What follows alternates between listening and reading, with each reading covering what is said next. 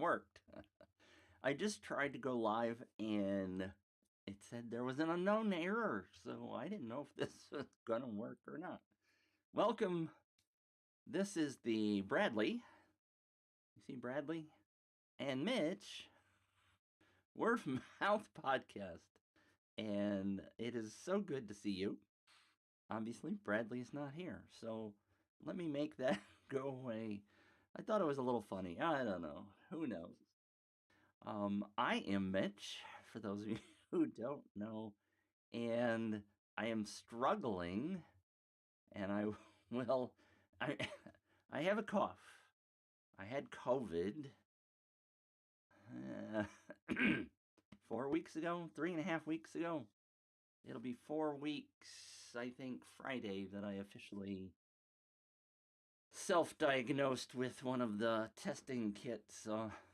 So I've had a long, slow recovery. I'm getting better, but I still have this cough, and I'm trying my darndest to not cough because it's just always back there. So let me know who's here. I see people piling in. Thank you for being here. I apologize that Bradley's not here because he's also sick and unable to make it today. Hopefully he'll be back soon.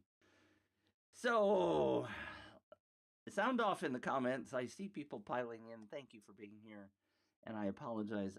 This is the first time I have been live in 4 weeks. I think it's 4 weeks, 3 weeks. All kinds of wonderful health stuff has happened around my family. My mother-in-law had a stroke. She had COVID, and my wife got COVID, and I got COVID, and so everybody's wearing masks here, and we're all avoiding each other like crazy. But anyway, so let me know if you're here. It feels like I'm a little zoomed in, doesn't it? It feels like I need to step back a little bit. So I again apologize for coughing all over you, and welcome. So what I wanted to talk about today, if you guys don't have any questions, feel free to pop in, ask me questions. The topic, excuse me, the topic that I wanted to talk about today, and let's see if I can bring that up. Over on the Out Viral group, Stina, I looked this up, Ossolfson, asked a question. Pardon me. I don't have a mute button set up. I need to have a mute button. So I apologize. Hopefully this won't stick around long. And Louise is here. Hi, Louise. Thank you for popping in. Louise says, Mitch, so good to see you. Louise and I are friends. We're in an accountability group together. So, wow, Louise, thank you for being here and popping in. It is good to see you too. Although, as I say, it's sometimes a little difficult for me to talk clearly, so I apologize. But I didn't want to, Louise says, I spelled your name wrong. It's okay, Louise. At least you know who I am. So the question that, I started to say her last name, Stina Osselfson. Osselfson. I apologize, Stina. I might not be saying that right. I didn't look it up. Stina? Whatever. I apologize for butchering your name. The question: Norwegian law prohibits to incentivize a participant or other person to encourage or send referrals as part of gaining extra advantage in a contest or similar. Wow. That's unfortunate. Norwegian law seems to be a little bit farther ahead of life than maybe U.S. law, unless something's happened in the U.S. I don't know about. And typically, I think most laws in the United States dealing with contests would be based on the individual states. So two reasons I wanted to talk about this. The last part of her question, how can I still use UpViral, is the first part. The second part is, hey, please pay attention to the laws in your state, region, country in regards to running contests. If you're going to run a contest, please make sure you're doing the right things. It is very important for you to pay attention to the laws. Now, I typically start this conversation out with the caveat. I am not a lawyer. I don't pretend to be one, don't play one on TV. My conversation here is not legal advice, other than, hey, go talk to a lawyer. And please be careful in what you're doing if you're going to run a contest. There are especially, I want to talk about the three words, right? There's contest, there's sweepstake, and then there's something that's a lottery. Thanks a lot, Louise. Louise says, let's see if I can get this button to work. There it goes. The cough stays around a while. Well, I can verify that. Mine is sticking around a lot longer than I wish it would. But so the last one is lottery or raffle. Raffle's the word that often gets used instead of lottery. Now, a raffle, at least in the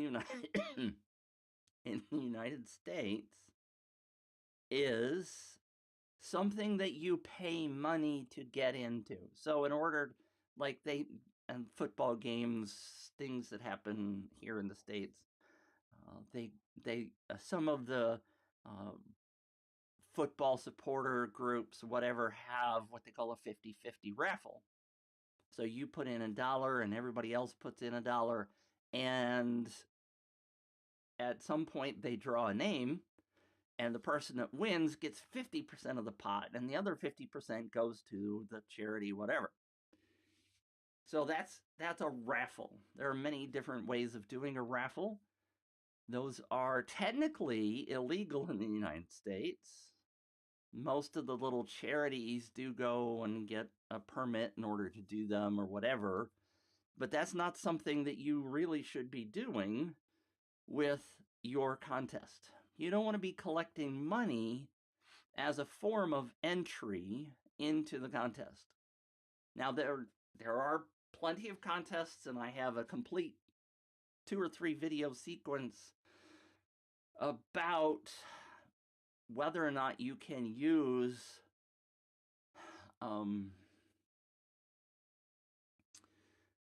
dollars for points or points for dollars.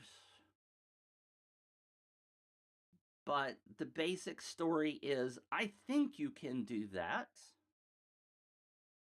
It is done by many large corporations. And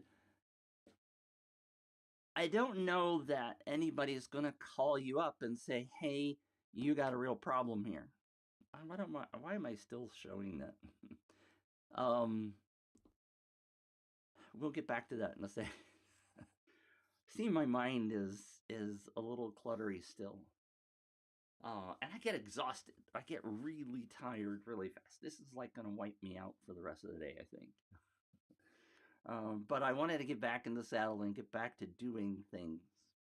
All right. So collecting points or giving points in a contest for spending. We've had a long conversation. Bradley and I have talked about that here before.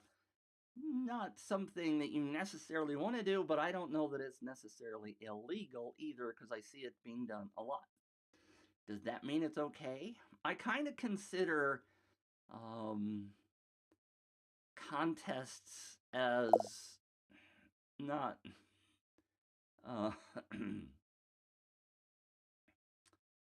what's the word I'm looking for? It's kind of like the Wild Wild West. Back in the old days, in the Wild Wild West, the laws were a little loosey goosey, and contests on the internet are a little loosey goosey, right? And I don't know that necessarily somebody's going to come shut you down if you run a contest a little bit on the wrong side. As an entrepreneur or a small business. Now, if you're running a contest as a large corporation, that's a whole nother story. You need to get lawyers involved. You've got money to spend on lawyers, et cetera, et cetera. So you go, pardon me, find the lawyers that are going to help you understand whether what you want to do is legal or not.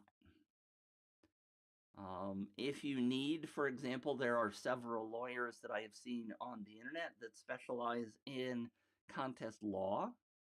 So you can absolutely hire them, and I have recommended clients to go hire those people because they know what they're talking about.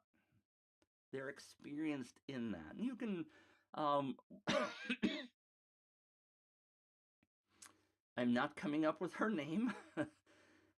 There is one who has a blog who has, if you go search Hawkins, Sarah Hawkins is kind of coming to my brain.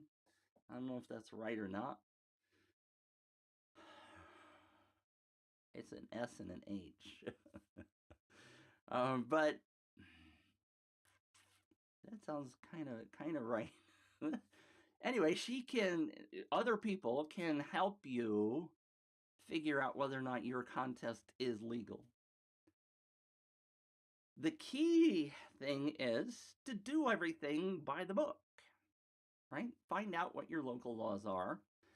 For example, if you're running a contest in the state of Florida and your contest prize value is more than, I think it's $1,000, then you have to get a bond to, quote, legally run that contest in the state of Florida. If you're running it outside of Florida, is it okay? Sometimes I have just put in there, residents of the state of Florida are not allowed. I'm again, not a legal expert, but I want you to pay attention to the laws so you don't get yourself in trouble. I found it very interesting at the bottom of that post. I'm going to go back to my desktop here and go back over to that Facebook. Sean said, do it anyway. Sean and I are friends. Sean's a good guy. He does a lot of contests. He says, do it anyway. Estina replied, no, I don't want to mess up my company like that. They will come after me. We have a lot of Karens out there. Karens. That are just waiting for a chance to bring down companies like me. So she's concerned for her company, and that's the key. I appreciate that part of it immensely. Right? We don't want to ruin our company. First of all, hopefully, if you're doing a business, you've formed an LLC in the United States, whatever form of corporation works for other countries. Don't know. But I highly advise having an LLC in the United States for your business. I have tried to be very careful when I set up my business to make sure that if somebody were to come along and sue me, it would not take down my family, right? I'm running a business. I'm teaching people about doing stuff. I've run contests for clients. I want to make sure that things are, at least in my understanding, legal so that we don't get ourselves in trouble. So we try to be very careful about things. So what do you need to do in your campaign? First of all, and I see this a lot, make sure you have a terms and conditions. Put it on your opt-in page. Put it on your share page. Make sure if you're running a contest, and I started to say the 3 words, right? Lottery being the risky one. Contests and sweepstakes, basically the same thing, depending upon where you are in the world. What we're talking about is either a random draw or most points or some kind of not everybody wins something kind of a contest, right? A few small group of winners, large number of people registered to enter. But make sure you have terms and conditions. The other thing that I see people do in the United States is they start a contest and they say it will end on April 30th. And then they change the date. Oh, well, things aren't going well. We're not getting enough leads when people aren't participating. Let's just change the date to May 30th. That's a big no-no in the United States. I know that one. Don't change it because Sarah Hawkins that's her. I'm pretty sure that's her name. One of the blog posts that she made was specifically on dates. Do not change your dates once you start a contest. The reason for that, once you think about it, is that you've told people, you've made a bit of a contract to say, hey, on April 30th, we're going to pick this winner of cough syrup, a year's supply of cough syrup. Everybody that's entered the contest has that expectation that somebody is going to win on that date. You move the date, you've broken your contract with them. And many people feel like that's a bait and switch kind of thing. It's gotten many people in trouble in the past when there's not even online contests. Back in the day when there were real physical contests, people would get in trouble for moving the date. So don't move your date. I can guarantee you that potentially will get you in trouble. But make sure you have terms and conditions. The terms and conditions has to state the date, has to say who you are and what your company is, has to state what the prizes are, how they will be awarded, other stuff. I'm not here to teach you about everything that needs to be in your terms and conditions, but you should at least be able to summarize what the rules are. And by the way, make sure you tell people that win prizes that if the prize is over $600 in the United States, you have to, as the contest runner, send in a 1099 at the end of the year saying Betty Lou won something and the value was $700. That's a requirement for the U.S. tax law. So, again, plenty of things that you need to do. Can you get away with not doing it? Well, like I said, it's the wild, wild west. And who's going to report you? Maybe there is a person or a group of people that are going to get upset when they don't win.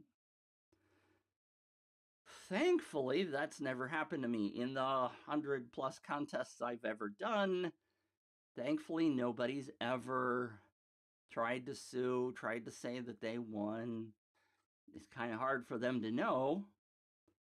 But one of the things I also advise if you're running a contest is to, especially if you're using a tool like UpViral, and there's plenty of tools, record a video while you're doing the winner selection. That way you have a video recording of the winner selection. So if somebody comes along and tries to sue you, say, well, I should have won, I had X number of points and blah, blah, blah, you can say, here's the video. I recorded the video while I was picking winners. And therefore you have some coverage. Nobody's ever going to see it except if you go to court. So it doesn't have to be fancy. It doesn't have to be formal. It could just be a simple screen recording with the cheapest software you can find, free or whatever. But cover your fanny. Make sure you have terms and conditions. I even advise my clients to have things like the end date on the opt-in page. A little summary of the rules so that people know what is happening. Do people read the terms and conditions? Yes, they do. I have tracked that in my campaigns, and I have seen people read the terms and conditions. It's maybe 1 or 2%, but guess what? That one person could be the person that ends up suing you and you lose your company and your livelihood and everything else. So be careful. Do your best to understand the laws and to abide by the laws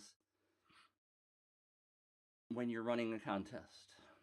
Now, anybody have any questions on that part of the topic? Again, I'm not going to spend 2 hours today. I have some days. I'm here. Let me know in the comments if you have any questions. I appreciate Louise commenting. She complimented me a minute ago saying I was doing great. I'm just looking at my sweatshirt. Actually, I need to take this off. It's hot in here now. But the other thing in answering Steva's question, did I say that right? Steva? Let's go back to this. Stina, how can I still use UpViral? That's the big part of the question.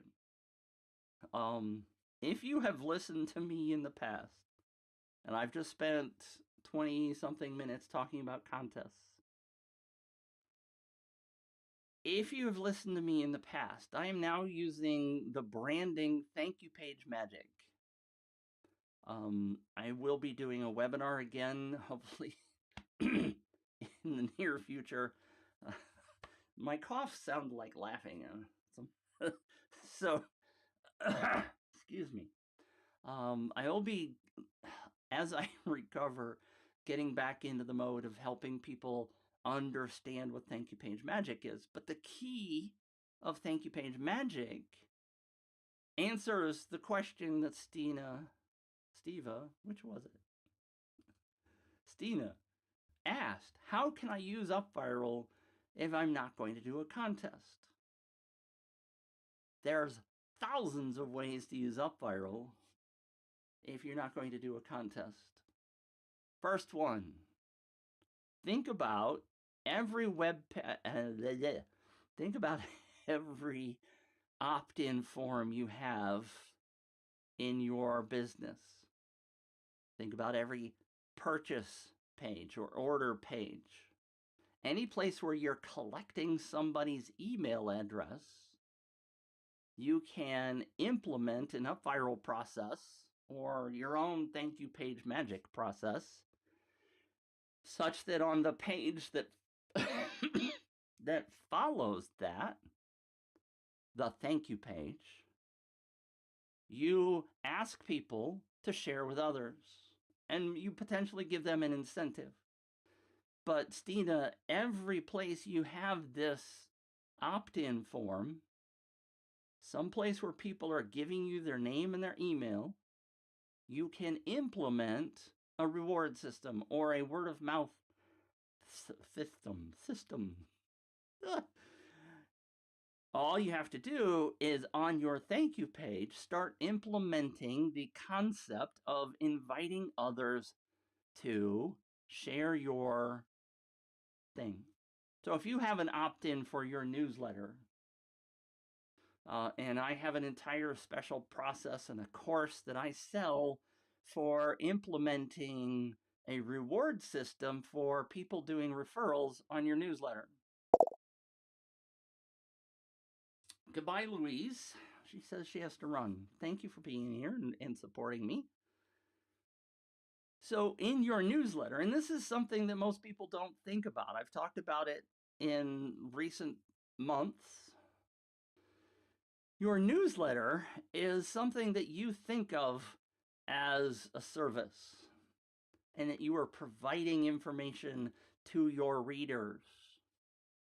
You don't think of it as a lead generation tool, when in fact it can be a great lead generation tool for you if you implement the thank you page magic concept of asking people and reminding them in every newsletter that they are progressing towards earning some incentive for referring others.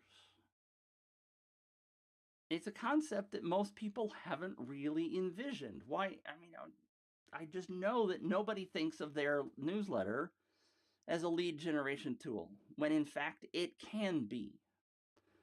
Assuming you have opted into my newsletter, and if you haven't, just simply go over to joinmitch.com or use your smartphone and quickly point it at that QR code. But joinmitch.com is my excuse me, my opt-in, and on the thank you page you will see that I will incentivize you, and I believe the current incentive is to get the course that I was talking about for joining the newsletter and using your newsletter as a referral, as a lead magnet tool. But this is a process that anybody can implement. And I will show you how to do that if you're on my newsletter. It'll appear at the bottom of every newsletter that you get from me. You will see how many people you have referred. So there's one place that you can use UpViral. And in my case, I'm using an UpViral campaign for you to opt into my newsletter. It's a complete UpViral campaign. But you can use it for webinar opt-ins. So if you're doing webinars in your business to try to sell your offer, why not add the incentive of an extra bonus 20-minute course if somebody refers 2 people to your business, to your webinar? Easily implementable. Your sales page, you can thank you and then say, hey, by the way, do you know somebody, excuse me, who would be interested in product XYZ? I bet you know someone who would be interested in this product. Please forward it to them. If you are doing Facebook, I'm sorry, eliminate that Facebook word. If you are doing challenges, a 5-day challenge, a 3-day challenge, a 6-month challenge, get the people that are opting into your challenge to refer others. I have an entire process set up for running challenges and gamifying the challenge process, and those people who refer people to your challenge brings them more points, brings more chances to win contests, etc., etc. We really do it when I run a challenge. I'm trying to think of another one off the top of my head. The product launch formula, you can tweak that into a referral-based system. I even have a process if you use something like Typeform and replace the opt-in form with a survey. And once they've filled out the survey, then you give them on the thank you page, when they finish the survey, you say, thank you. Hey, by the way, would you tell somebody else about this? And if you do, I'll give you XYZ. So there are gobs and gobs of ways of using UpViral or other tools. It doesn't have to be UpViral. Of course, UpViral is my favorite tool. It doesn't have to be even automated. You can do this if you come to my webinar whenever I do that next. You will see how I incentivize people by giving them an offer, and you can do that. And in the webinar, I'll even give you the scripts to put buttons to refer others without using a tool like UpViral. So there are plenty of ways of making this happen. I'll remind you that many people think of UpViral as an expense. In my mind, let's say you get the business plan, which I think is $79 a month if you're paying monthly, or it's $119 if you're paying monthly, $79 if you pay yearly. All it takes, I don't have it really handy. Your email, according to all of the marketing gurus, is approximately worth $1 per person per month. So if you get one person on your email, you should be able to generate $1 of revenue every month from that person. Obviously, you want numbers, you want more people, et cetera, et cetera. But if you use that metric of $1 per person per month, then if you use a tool like UpViral, all you got to do is to get that $79 or get 79 people on your list that you didn't have before. Or if you want to go to 119, if you're going to do it monthly. And then theoretically, as you sell, that tool is paid for just by adding 100 people to your email list. Yes, you're paying out of your pocket every month for UpViral, but you should be bringing in an equivalent amount of revenue to cover that simply by getting 100 new people on your list. So you get 200 people on your list, it's paid for.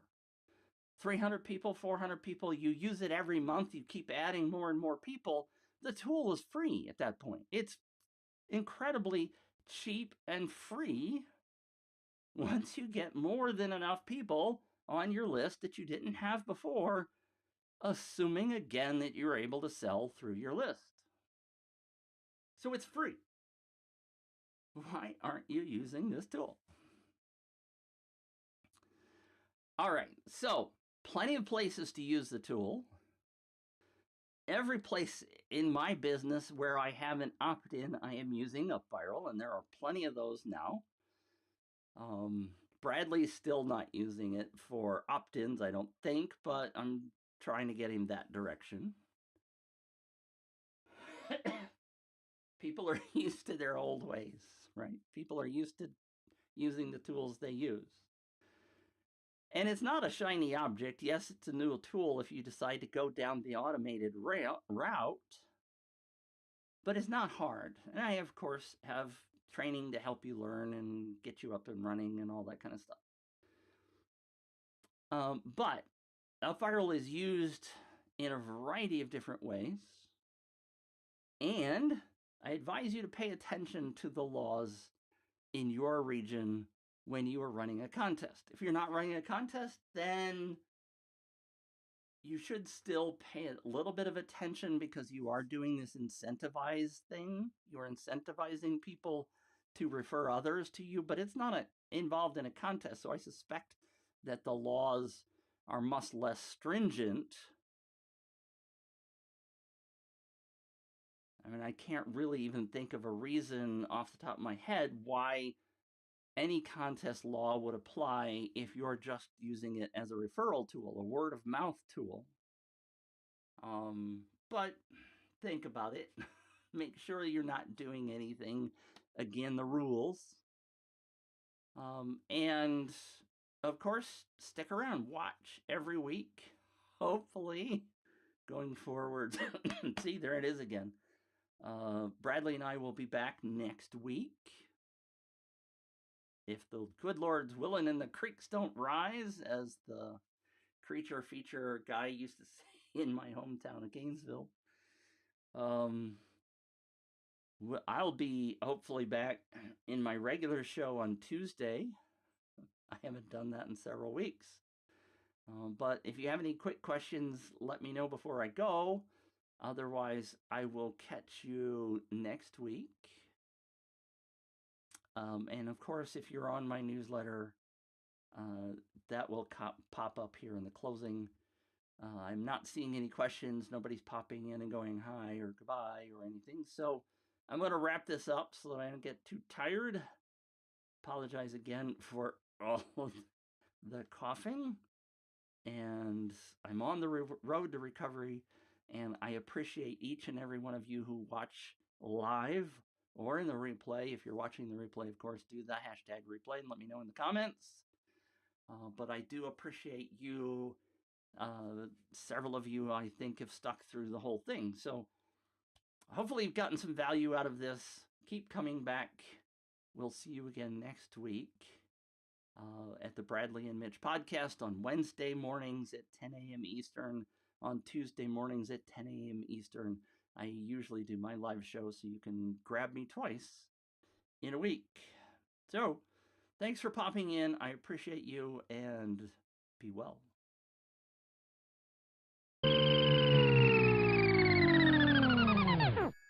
Hey, Mitch, good to hear from you.